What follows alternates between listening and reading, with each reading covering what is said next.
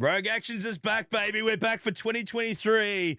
Whole new voice, whole new attitude. Same stupid Heinzie. We're back. We're up and about. I'm Heinzie.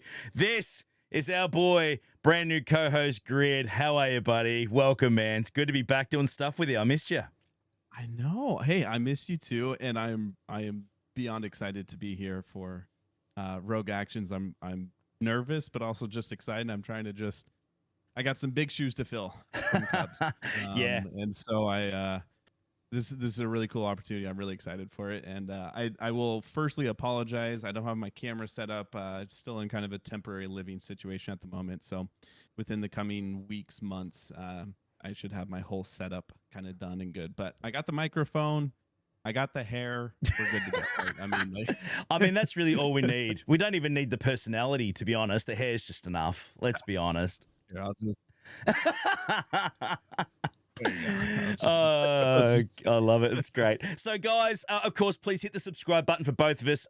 Two-part, of course, as it used to be. So half of the video will be on this channel. The other half will be on Grid's channel. The link will be in the description below, so you can jump straight across there straight after we finish on this one. 3 topics each week. Not always necessarily about Galaxy of Heroes. Could be Star Wars, could be anything. Just could be things that are bothering us, which I know most of it's just going to be me. So, because I annoy Grid all the time. That's just a given. But we're absolutely dedicated to releasing this every single Monday morning. We're going to aim for around 8 a.m. Eastern is our plan. Obviously, as long as issues don't come up along the way. But we're going to do everything we can to keep consistent on a Monday for you guys. So that's our plan of attack. Some little favorites, of course. We're going to try and keep the core essentials of what Rogue Actions was, but with a slight twist. So we're up and about, Grid. I'm super thrilled. But, mate, it would be remiss of us, of course, if we didn't start with the mini meme, mate. We've still got the mini moment in dedication to Minnie, who obviously was a long time Swigo player who went through the whole cancer thing, as we all know. So we're going to keep that alive. That's an absolute must. Our mini meme this week is this one here. Holy crap! There was a silent breathing mode this whole time. It's simple. I absolutely love that. But effective. It works. It's funny. I love it. So that's our first one for this week that we've got in there. It's so good. It's so simple, but it's something because everybody thinks about it. You got that iconic breathing sound, and then that's perfect. This is a good one. I like it. So yeah, I couldn't help myself. But yeah, much more fun like that coming week after week. All right, so let's talk about a few things. We're going to cover a little bit of Galaxy of Heroes. Not a huge amount. We're just going to cover a little bit compressed. So we're going to do that each week. And of course, we need to talk about now, Grid. You do know about this, and most people do. The TIE Defender. Yeah, absolute. There's only one word for it. It's a show. There's nothing else to say, dude. Your opinion on this, mate? I'd love to hear from you. Oh, it's just at this point, fully expect that anything that joins the game is going to be tweaked or changed or nerfed or something within a couple of weeks or a month. It's really hard. Honestly, it's getting to the point where you're like, I mean, I'm sure I'm going to invest in this thing, but this, I feel most weirdly, I feel most for people who go and buy that thing, because if you went and bought that Defender and you're like, dude, this thing beats Executor, this is fantastic. And then they're like, this thing's overperforming a little bit. You're like, I just put $200 into this thing, and what? You're going to change it on me? So I think it's just kind of ridiculous how quickly things are getting changed, and it's getting really it's a broken record. It's getting really old. I get that they've said oh, we can't do nearly as much testing as you guys do. And okay, if it's some weird, random, crazy strategy to beat some obscure thing where you're using all these crazy tunes, okay, fine. But beating Executor, that shouldn't be that's probably the first thing that's gonna happen. If somebody gets anything, it's how does it compare against the Executor? You know, as far as ships go, right? Yeah. So it's how did we? How did that get by? How can we be surprised? Whoa, this thing beats Executors? What? You guys, I don't know.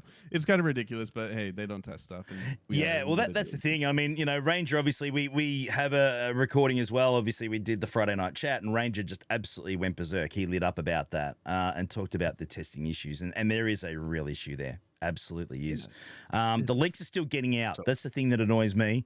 The leaks are still happening. Still, the announcements are getting out there before they actually hit publicly. So there's still an inherent problem that certainly needs to be addressed, in my view. Definitely. But we've also got Admiral Trench as well, Grid, coming to the game, which is cool.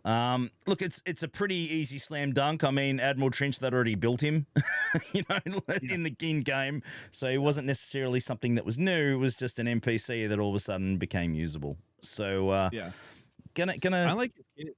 I'm not gonna lie. I actually didn't know Trench was in the game. Until I opened up Conquest. Yep. I opened up Conquest and I was like, oh wait, hang on, who's the character now? And then I was like, whoa, who's this guy? And so I went and looked through his kit. Hey, his kit looks awesome. Yeah. That is tremendous. It kind of sucks because Watt is so good with so many other characters. Like it's both like it of course makes sense to put Watt on that team, but it's also kind of like like Watt can be so good with so many characters. Yeah. He's such a good plug and play character. And so it's like sometimes I would like to see him with, like a Trench lead, Newt, Watt with like, I don't know, whatever other two separatist type of thing. It looked like Django would be kind of good there or somebody else. But it looks super fun. I've always been a fan of the separatist like squadron. I think it's a really fun thing. So like I'm really glad that they got a lifter unit instead of going to yet another like galactic legend or yet another like crazy stupid overpowered thing. Like it's nice. They just brought in like a lifter unit that helps this faction out. So I think it's really cool. His kit looks crazy. You can get upwards of, what was it, like 80% speed? Yeah, it's quick as hell. It's the fastest character in the game once it's up and running, mate. Wow. Yeah, it's madness. He's just going to go. I think it's nuts. Insane. And then also, like, in case somebody doesn't know, with Newt, when you put extortion on people, they also have negative, I think it's what, 30% speed? Yes. Or something like that. Yep. Slows them get down negative speed as well. So you guys like get bumped up in speed, percentage speed, and the enemies lose percentage speed. Like there's going to be a massive rift in speed on those teams now, and I think that's really cool. So and I think I like his in future as well, if you get, a Cron as well with some sort of a 2 meter boost off the start, which we've had in the game as well, that's going to make it even more filthy. So, it's not going to be much fun. Be nerfed pretty soon, that's it. But you mentioned obviously Watt, and I did want to talk about that. Do you think it's going to be worth taking Watt away from where we currently use him? I mean, Sith Eternal, of course. Sith Eternal, you need him in there to cleanse, and I mean, quite often use him with SLKR as well to, resist the dots that you get from Lord Vader when you go up against him. As you said, he is so functional. So do you think that there's going to be a way that we can find a makeshift version by taking Watt out and then still being able to use him somewhere else, or is it like, no, dude, Trench ain't going to work without it? It looks like, especially because the percentage speed is tied to Watt. I mean, that's a huge boost. Yeah, like you go 10% speed per ally with a tech piece, right? Yep. If I'm remembering correct, like you're trading off 30% speed. Like that's massive. So if your general characters have somewhere in between, like let's just say loosely 200 to 300 speed, you're knocking off 30% speed of that. Like holy crap. Yeah, you're right. Like your characters are going to be pushing 400 plus speed. So like to have your whole team in that sort of area, but also like, I mean, how we've talked about, you just brought up with Datacrons that you can have a TM boost at the start. Yep. Watt is effectively that, because he'll get a bonus turn at the start, drop a tech piece no matter what. So you are getting close to like effectively a 10% speed boost right at the start of the battle. So like, I'm gonna throw out there that I definitely will use Watt with Trench. That is something that I just want to see, that interaction. I think it's gonna be really good. But in the exact same breath, same sentence, I totally understand if somebody goes, I can't put Watt with this Trench team because he's too good. With and being territory war, focused as well, there's certainly going to be probably less requirement unless you're in a guild that is a top end territory war, guild anyway. I mean, if he's effective in GAC, that'll be great. I mean, we want everything to be effective in GAC, don't we? So, but it is obviously, you know, a lot of the bonuses are more territory war based. So, yeah, unless you're in a high end performing guild like that, you're probably not going to think about it as much. You're just going to use him somewhere else. Yeah. Anyway, I mean, I'm picturing 3v3, dude. Trench lead Newt with Watt. That'd be fun. That would be really, really, really fun. Oh, oh, I like it. It's going to be scary. Hey, let us know in the comments below what you guys think. We'd love to hear from you guys and your opinions on how good you think Trench will be. Let's talk on our next topic as well, and just Star Wars TV shows in general. We're going to cover the favorite stuff we saw in 2022 on your video. So, guys, remember to go straight after that because you're going to miss half of the stuff. And trust me, you're going to want the other good half because the other half's got a lot more nice hair in it because I don't have any. Let's talk Star Wars TV coming up. Okay, so we got Ahsoka coming up. I'm super pumped for that. That's going to be absolutely massive. We got Mando, of course, the new season of Mando coming up as well. Both of those I certainly cannot wait for. We're in the thick of Bad Batch right now. And I think, you know, again, look, spoilers ahead, guys. Let's be clear because this is the end of the video anyways. Let's talk about it. Bad Batch to me so far has been a bit lackluster, I feel, anyway. It just hasn't grabbed me enough up to this point. It seems like there's a couple of little filler episodes right now that have been rocking along, and I think they should have released them in like 2 or 3, you know, episode blocks because they're only like 15, 20 minutes each anyway. Like they're just short. I just feel like I can't get in the momentum of the storyline yet. Don't know what you think, but that's just my opinion on that. Have you seen much of the new Bad Batch at all, Grid? So we'll talk about this a bit more on mine with the favorite shows in 22, but I started Bad Batch and I was like, with how busy, and I'm gonna talk about this a little bit more on my my episode as well. My life just got like really, really, really busy. Yeah. And so when I have free time to like do something, like I'm pretty specific with what I want to do now. Yeah. And I watched like the first couple of episodes of Bad Batch season 2, and I was like, I don't know if I want to like use the little bit of free time that I got to watch this. You know, like I'll catch up eventually, I'm sure, but I agree, lackluster. Yeah. Season 1 was pretty dang fun. Yeah. I really enjoyed it. Yep. Season 2 so far, I mean, again, I haven't finished it, but it didn't leave the strongest impressions at the start. That's for sure. Yeah. No, absolutely. And upcoming stuff, I agree. I'm pretty dang stoked with. I can't wait to see where they kind of continue off with the Mandalorian. Yeah. And Ahsoka, I think could be. I mean, because that's Dave Filoni's. You know, dude, that's Dave Filoni. Dude, we might get a live action Ezra or Thrawn. How can we not be pumped about that? Like seriously, that would be insane, man. I really hope they do it right as well. Like, and like if it's anywhere along the lines of, you know, Andor, yeah, or Mandalorian, where it's like properly well written, that it has like a really strong, coherent, like it's just, if it's a well produced show, like I'm gonna be really excited for it, and I feel like they have to, because like Ahsoka has become such a beloved character. Yeah. So like they know they got to do this right. Absolutely, absolutely. No, I'm absolutely thrilled. Mando's going to be great. I mean, the little trailers we've seen visually, we just know it's going to be spectacular. It's going to be movie quality every episode. Hopefully no fillers in that one, but yeah, certainly so much finally for us to be excited about. But no movies on the horizon yet for quite some time, which is obviously a little bit disappointing. I want to get back in the theater again and see something in the big screen. You know, I can't wait for that. I'm loving the TV shows, make no mistake, but. You know, we certainly know that that our boy Taika Waititi is doing some work on some scripts and bits and pieces there, so he knows what he's doing, and he's a Star Wars nut, as we know. So hopefully we get some really cool, you know, theater releases at some point down the track as well. I'm pretty pumped for that. Although, like on that note, did you watch what is it, Love and Thunder? Yeah, Thor: Love and Thunder. Yeah, that almost got like over the top for me. I'm going to be honest, like it was almost like straight up a comedy. It was. And yeah. I mean, don't get me wrong, like I still enjoyed it, but I was like, I feel like they're almost trying too hard here. And so I would like to see more of like, which was the other Thor, like Ragnarok. Yeah, Ragnarok was like a good balance of like still like good action, good writing, good whatnot. And it, you know, happened to be funny and it had good, you know, lighthearted moments. I don't know if they brought in a film like Love and Thunder into the Star Wars universe. I don't think that would fit very well, in my personal opinion. We're probably a bit too serious for it, aren't we? I mean, we like a touch of humor, but you know, the seriousness probably needs to be there. Otherwise, it won't work.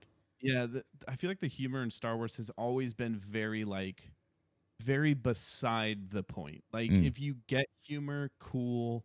There's just a little bit sprinkled in there, like kind of for the kids, something that's just kind of fun. You get a chuckle here and there, yeah, funny kind of moments, but not like the point is humor. You just kind of sometimes get humor out of it. yeah, So I hope It doesn't take it like too far. yeah. Because he's a really good director. Really good director. He's put out some really good stuff. So I hope it just doesn't go too far and he keeps it within the realm of kind of Star Wars. Yeah, no, totally agree with that, mate. Totally agree with. I'm excited. I mean, we want to see some more stuff. I mean, there is so much to look forward to. But yeah, hopefully, Bad Batch isn't the sign for what's to come, and I don't think it will be. But we'll just have to wait and see. On Bad Batch though, I remember I was talking with I was talking with somebody about Bad Batch, and they brought up a good point that Bad Batch is just almost too close to the Mandalorian. You have this like kind of father figure group that ragtags that comes together and takes care of this kid, and then saves the galaxy and stuff. Like there's just Bad Batch is too close to the Mandalorian. The Mandalorian kind of stole our heart on like this. He became this father figure without really wanting to, and everybody loved it and ate it up. And then Bad Batch, like same kind of thing, like we all kind of loved it, but then you're like, I think the storylines are almost like too close in that regard. Yeah, So. yeah. I've said a few times, and I'm going to get some hate for this, but I'm just not a fan of the Omega character. I just don't. It just doesn't resonate with me at this point in time. And people are going to say that I'm Australian and I'm anti-New Zealand. It's not true. I love the Kiwis, all right? It's not. We're not going down that direction. But it's just that particular character to me, it just doesn't seem to mesh. I think that we all loved, the combination, of course, of, Hunter Tech, Wrecker, and Crosshair. We really, really enjoyed them. It was great. And Echo as well, thrown in there. Sorry, I missed one. So I think that they just synergized really well. When that was first released, of course, in the Clone Wars episode, everyone thought, this is amazing. And even just something as simple as, they've changed their actual armor, the color on their armor now as well. Yeah. That doesn't work for me. I love the Bad Batch looking hardcore. The dark, you've got the warband, brother. You've got the red warband, like stuff like that I certainly want kept. And I think the warband's still there. But the change of the color armor, to me, it's just one of those things that it's just, I just think there's just no need. I don't know where I put it. It was all right, next week. Bring it back for next week. Next week. It's all good. It's somewhere on here. Yeah, I still got the warband. It's still in the cardboard box, a packing box. It's there somewhere. Next week's job. We want it back. But it's just the change of the color of the armor. Just like, why did you need to do that? There was no need for it. It's just doing it for the sake of doing it. Anyway. My opinion. But guys, let us know what you guys think. Am I thinking too much into the Bad Batch armor and you like it being more individual? Let us know in the comments below. We want to hear from you guys. Let us know anything TV show wise or anything you're looking forward to coming up. Please let us know. We'd really love to hear. So we got the other half of this video, okay? This is only part one. We got the other half on Grids. The link is below. Jump in there. We're going to talk about his channel and everything going on with Grid right now. We're going to talk about his favorite stuff in 2022. And then he's got some crazy rapid fire questions, and I bet you something's going to have hair in them. I have no doubt whatsoever. So, guys, come and enjoy it. We're going to be doing this every week. It's great to be back. Thanks so much, Grid. We'll continue this on the other side, brother. See you soon. Absolutely. Bye, guys.